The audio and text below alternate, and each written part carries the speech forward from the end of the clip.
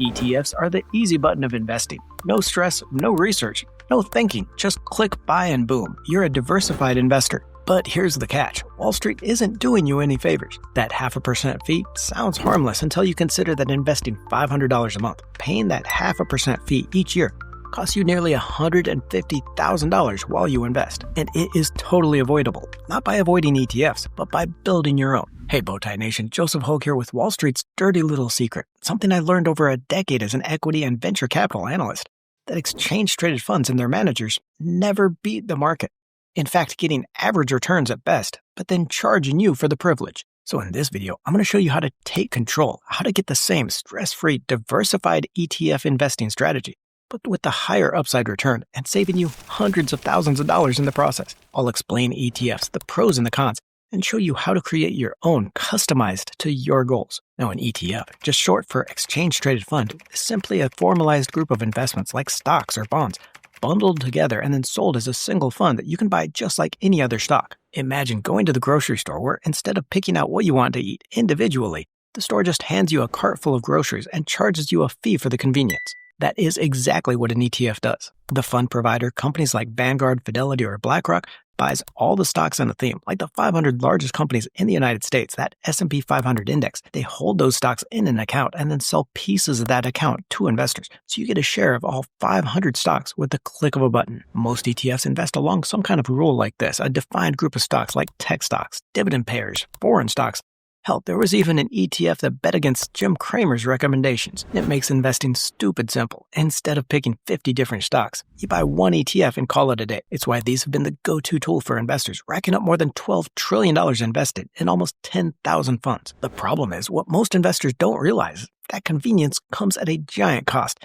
I don't just mean the expense ratio, that fee charged by the fund. In most cases, you're locking yourself into a generic return and cookie-cutter strategies not right for your goals. I'll reveal the pros and cons with a giant risk in ETFs next, but first, I want to thank today's sponsor, Maeve.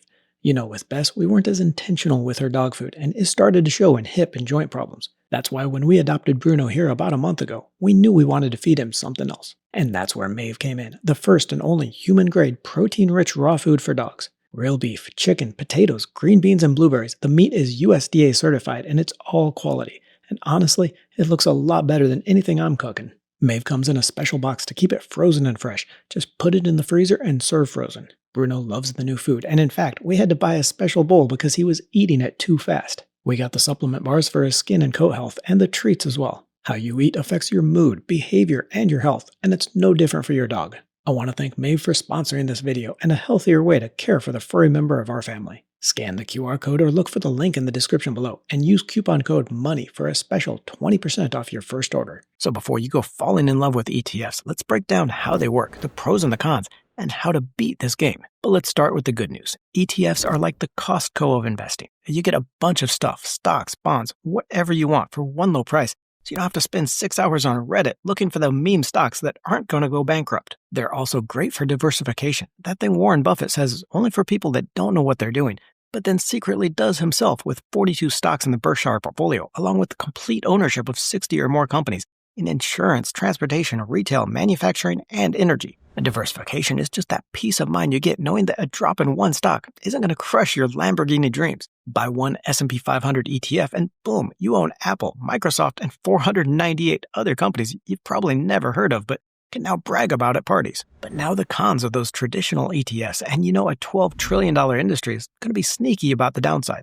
First is, and this is something I'm going to detail next when I show you the two types of ETFs and the fatal flaw in each, but you will never beat the market. Even the ones that try, and not all do, but even those ETFs that try to beat the market, less than 1 in 10 are able to do it on that long-term basis. And on top of that, there's the fees, whether it's called an expense ratio or a management fee. It's you paying your hard-earned money for something that you can do even better yourself. And whenever I do a video like this, I see all kinds of comments on how that low 0.5% fee isn't that big of a deal for the convenience of having it done for you. And yeah, okay, you pay the fee. I'm going to take my extra $147,000 and hire Morgan Freeman to narrate my life story while I sip Mai Tais on a beach. In a world of tip-top financial gurus, one man said no. Armed with a dozen bow ties and a dream, Joseph set out to change investing. And while most investors think all ETFs are the same, there's a big difference between those passively or actively managed. Now, passive ETFs do exactly what the ETF says. They track a defined group like the S&P 500 or the NASDAQ 100. These are the index ETFs. They hold exactly the stocks in that index, trying to match the returns, no more and no less. That means no stock picking, no strategy, just a robotic mirror of the market. And honestly, it works for a lot of investors. Active ETFs, on the other hand, promise a little more market magic. They've got fund managers buying and selling, tilting the portfolio to produce higher returns or just limit their risk. Now, it sounds great, right? Except here's the dirty little secret. Most active ETFs still hug their index like it's a security blanket. And why? Because underperforming their index gets fund managers fired. It's a key reason why most active ETF managers never beat the market returns and why I've got a better strategy. Creating your own ETF. In Data by Morningstar, we see the percentage of ETFs that are able to beat their index benchmark over successive periods. Here, only about half of all funds beat the market index in a single year, and over the past 10 years, it's down to just 10%. Longer term, less than 1 in 10 ETFs beat their benchmarks over the period. So whether it's an active or a passive ETF, the outcome is roughly the same. You're either guaranteed no better than the average return or likely to get even lower, and both of these are going to cost your hard-earned money in those fees. That's why if you want that stress-free style of an ETF and you want to beat the market, you're going to have to do what the pros won't do. Think differently and build a better ETF. Now, before I show you how to do that, I got to send that special shout out to all you out there in the nation. Thank you for spending a part of your day to be here. If you're not part of that community yet, just click that little red subscribe button. It's free and you'll never miss an episode. Now, creating an ETF sounds fancy, and that's what Wall Street wants you to think, but for the pros, it's mostly paint by numbers. Passive managers simply mirror their index, buying the same stocks in the same weights with enough time left over for a martini lunch and their 1 p.m. tea time. And active managers so terrified of underperforming too much that they end up mimicking the index too, buying mostly the same stocks, but with just enough difference to justify those higher fees. The result? Most ETFs are getting about the same mediocre returns and then charging you for it. So now that you know how important this is, how the benefits of ETF investing are something every investor needs in their portfolio, but how those traditional ETFs are loaded with flaws, I'm going to give you a step-by-step to building your own ETF, all the upside and none of the cons. And step 1 here is opening a new investing account. No, seriously, a separate account from where you invest now. This isn't your long-term investing account where you buy NVIDIA one week and then sell it the next for that dopamine hit. This ETF account is going to be sacred, like your mother reincarnated as a golden retriever that poops out dividend checks and quotes Warren Buffett. This account can be a different one with the same broker or just a completely different platform, but it's strictly hands-off once it's set up. Step 2 here is to decide how much of your money you want in this customized ETF and then make your deposit. Now, I generally recommend investors have between 45 to 65% of their money in ETFs, and well, it doesn't all have to be in this one. This is going to be that core holding, a group of stocks that is going to give you that steady growth and the upside returns to reach your goals. Step 3 here is to choose between 3 to 5 investing themes that fit your goals. What do you want your ETF to represent? Is it going to be for growth, dividends, value, or invested in the AI overlords that are going to take over the world?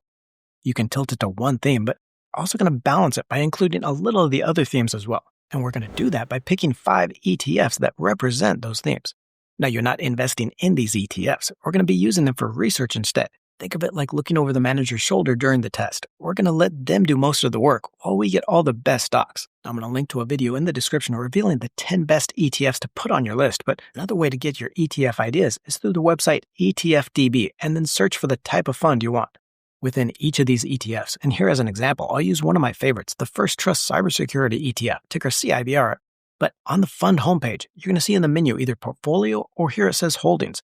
Click on that, and it's going to show you every stock held in that ETF, along with the percentage of its assets in that stock. For example, here the top holding is CrowdStrike, ticker CRWD, which the fund holds more than 1.7 million shares, worth $823 million, or about 8.8% of the entire fund assets. Now, I'd recommend really digging into the stocks in each fund, but a quick tip is that generally the top 10 stocks are going to be the manager's highest conviction investments.